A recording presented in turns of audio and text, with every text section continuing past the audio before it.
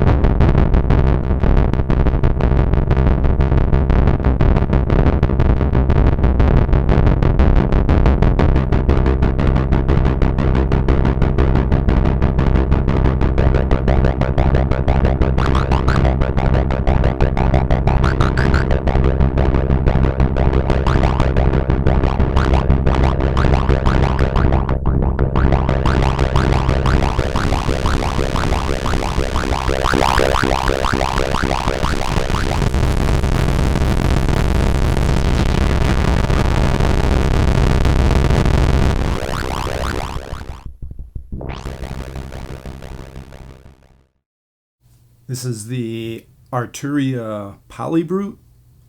Came out last year, just about a year ago now, 2020. It's a 6-voice analog polyphonic synth, 2 oscillators per voice, 3 LFOs, 3 envelope generators, all that kind of stuff. But what makes it very different is the morphing thing. Basically, each patch you make two totally different sounds, and then you could, with one knob, make everything change at once smoothly.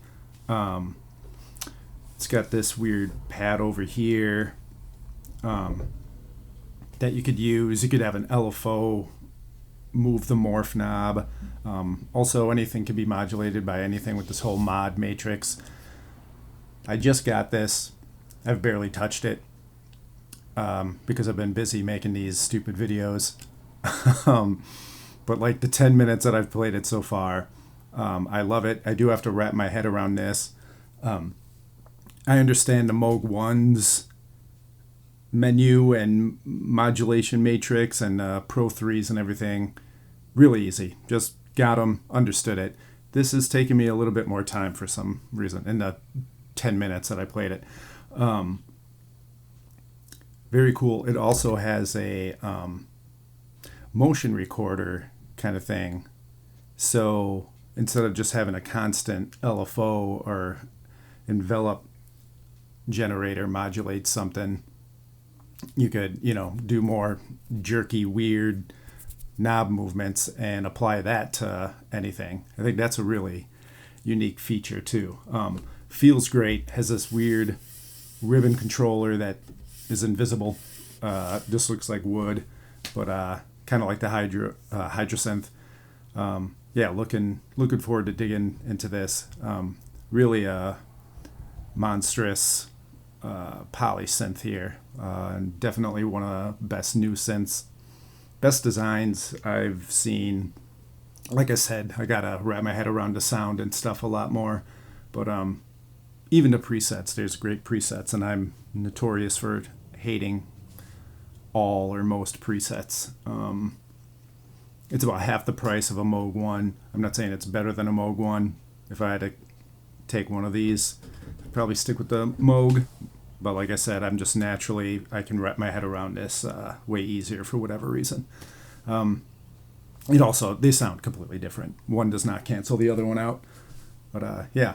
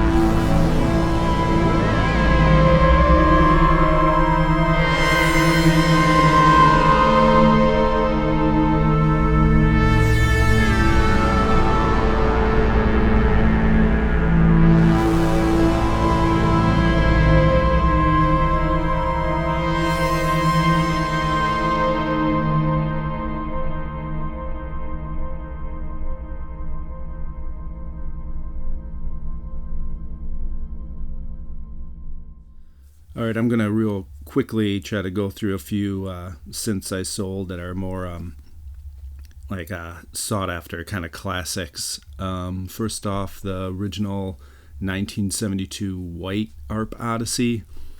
Got that. It's definitely my favorite version of the Odyssey. The filters sound way better, but it is the most unstable. I had tons of work on it, and it was still drifting all over the place, so just didn't want to deal with it. Now I have the Mark II, which I don't like as much, but it's nice that it works. I've mentioned in other episodes I don't like the remakes or whatnot, but yeah, so Whiteface Odyssey out of here. The Korg Monopoly, I've had a couple of them now.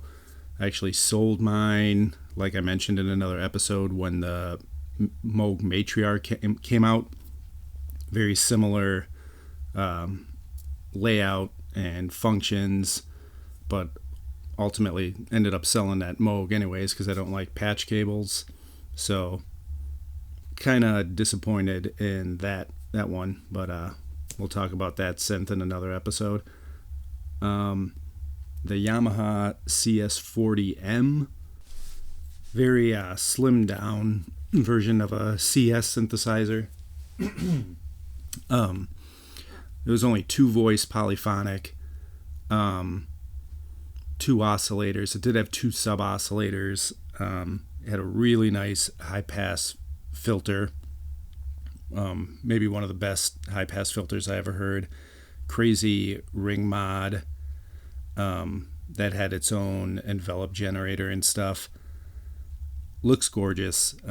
Didn't really get any use out of it. It was one of those things where I could make a very strange sound that was interesting but not useful in any way, or I could make a more traditional usable sound that I could make on a different synthesizer better. So I like it in theory, couldn't use it, got rid of it.